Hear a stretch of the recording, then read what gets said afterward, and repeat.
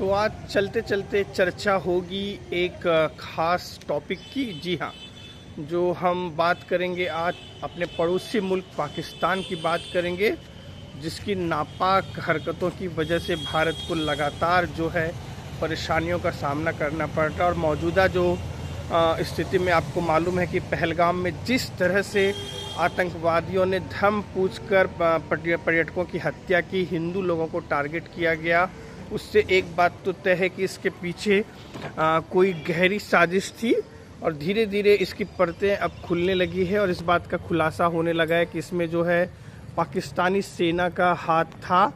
इस बात की खबर धीरे धीरे हो गई। अभी पूरी तरह से इसकी पुष्टि नहीं हुई है, लेकिन जो पाकिस्तान के जनरल हैं आसिम मुनीर, उनकी जो है भड़काऊ भाषणों की अगर बात करें जो उन्होंने अप्रैल के महीने में 16 अप्रैल को दिया था, और उसके बाद उनके जो स्टेटमेंट्स हैं उसको अगर एनालाइज करें तो साफ पता चलता है कि उनका मकसद जो है दूसरा परवेज़ मुशर्रफ बनने की है।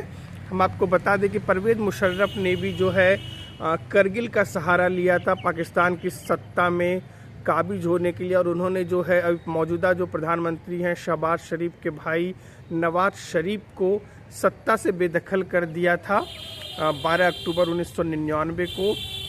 और जिस तरह से उन्होंने परवेज़ मुशर्रफ ने जो है करगिल में भारतीय चौकियों पर कब्जे की योजना बनाई, जब ठंड में जो है भारतीय सेना वहां से निकल जाते हैं, चौकियां खाली कर देते हैं भारी ठंड में, तो उस समय जो है परवेज़ मुशर्रफ ने एक ऐसी साजिश रची जिसके दम पर वो फ्यूचर में पाकिस्तान की सत्ता में आना चाहते थे, और बहुत हद तक उन्हें इसमें कामयाबी भी मिली और पाकिस्तान में उन्हें एक नायक के तौर पर प्रेजेंट किया गया उस समय। और इस बात की जानकारी शायद उस समय के मौजूदा प्रधानमंत्री नवाज शरीफ को भी नहीं थी, जो उनकी अंतर्राष्ट्रीय स्तर पर बहुत किरकिरी हुई थी कि देश के प्रधानमंत्री को ये नहीं पता है कि उसके देश का जो है आर्मी चीफ क्या कर रहा है। और कई सारी बातें हुई, निकलकर सामने आई उस समय, और उसमें से एक बात ये थी कि जो असली मकसद था परवेज़ मुशर्रफ का, वो पाकिस्तान की सत्ता पर काबिज होना था, क्योंकि पाकिस्तान के अगर इतिहास की बात करें तो वहाँ सेना का ही दबदबा रहा है और सफ़ेद कुर्तों से ज़्यादा वहाँ की पब्लिक जो है बूट वाले और मिलिट्री यूनिफॉर्म वाले सेना पर ही भरोसा करती रही, और इसी बात का फ़ायदा उठाकर करगिल की साजिश रची। हालांकि करगिल में पाकिस्तान को मुंह की खानी पड़ी, और पहले बिल क्लिंटन और बाद में जॉर्ज डब्ल्यू बुश की प्रयासों की वजह से जो है पाकिस्तान को अपना जो है पीछे लेना पड़ा। वाजपेयी जी के जो पूर्व प्रधानमंत्री वाजपेयी जो उस समय प्रधानमंत्री थे, उनके हार्ड डिसीजन की वजह से जो है करगिल में पाकिस्तान को मुंह की खानी पड़ी। लेकिन अगर घरेलू स्तर पर बात करें तो परवेज़ मुशर्रफ ने अपनी एक छवि बनाई, और उस छवि के दम पर ही 12 अक्टूबर 1999 को परवेज़ मुशर्रफ ने पाकिस्तान में सत्ता पलट किया और इस पद पर वो बने रहे लगभग 2008 तक। बाद में अंतर्राष्ट्रीय दबाव और घरेलू दबाव की वजह से जो है उन्हें इस पद से इस्तीफ़ा देना पड़ा। बाद में उन पर कई केस भी चले। 2013 में वो वापस पाकिस्तान आए और उन्होंने चुनाव लड़ने की कोशिश की, लेकिन उसमें उनको कामयाबी नहीं मिली। और आपको पता है कि बाद में दुबई में एक फ्लैट में उनकी मौत हो गई गंभीर बीमारी की वजह से, और न तो पाकिस्तानी सेना के अधिकारी न तो किसी पॉलिटिशियन ने उनकी सुध ली। लेकिन हाँ, वो सत्ता के शिखर तक जरूर पहुँचे, और जो पाकिस्तान में हमेशा से रहा है कि मिलिट्री कहीं दबदबा रहा है तो उस पर कहीं मुहर लगी। तो ताज़ा जो मामला है मैं उसकी बात करूंगा, जो आसिम मुनीर हैं, जिनको कि फील्ड मार्शल बना दिया गया, पाकिस्तान में प्रमोशन दिया गया है, और एक तरह से फिर से सेना की पकड़ मजबूत दिखाई पड़ रही है पाकिस्तान में।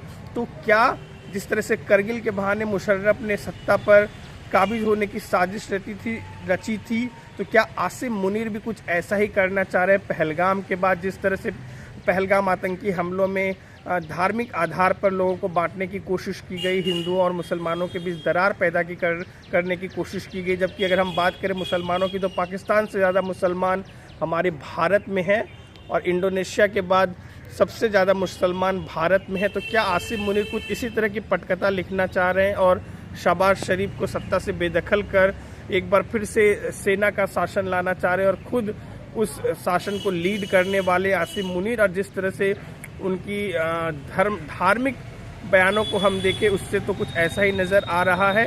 हालांकि अंतर्राष्ट्रीय स्तर पर पाकिस्तान की बहुत किरकिरी हो रही है।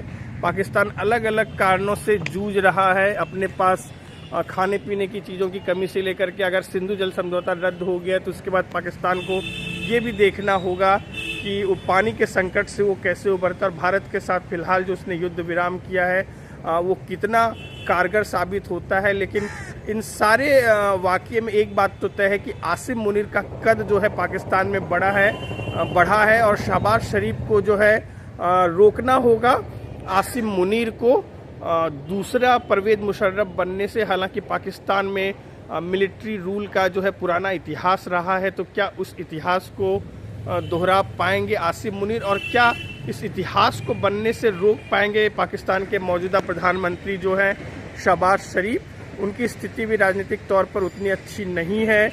वहीं जो इमरान खान की पार्टी है तहरीक-ए-इंसाफ, वो लगातार सेना पर भेदभाव का आरोप लगाते रही है। फिलहाल वो जेल में है इमरान खान, तहरीक-ए-इंसाफ के चीफ। तो पाकिस्तान पर हमारी नज़र रहेगी और हर खबर पर हम आपको अपडेट देते रहेंगे। आप बने रहिए कुमार अभिषेक की खबर के साथ। नमस्कार।